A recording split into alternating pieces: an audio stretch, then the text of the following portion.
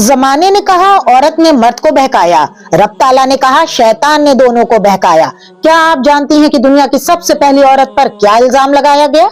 इल्जाम ये था कि औरत ने मर्द को बहकाकर जन्नत से निकलवा दिया, यानी हर खता की जिम्मेदार औरत ठहरी। ये कोई नई बात नहीं बल्कि रोज़े अव्वल से और खातून अव्वल से ये सिलसिला बदस्तूर जारी है। लेकिन खुशी का मुकाम ये है कि जब जब औरत की तजलील करने की कोशिश की गई, रब्बे कायनात ने खुद उसकी तकरीम का एहतमाम फरमाया।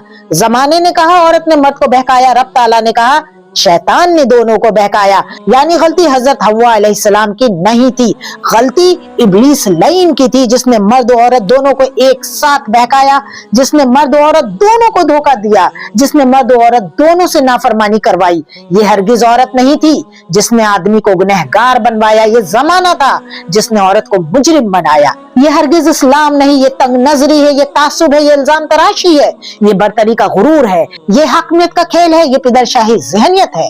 क्या आप जानती हैं कि कुरान की वो कौन सी आयत है जिसने हजरत हव्वा अलैहिस्सलाम पर लगाए गए झूठ को बेनकाब कर दिया? चलिए शुरू से समझते हैं कि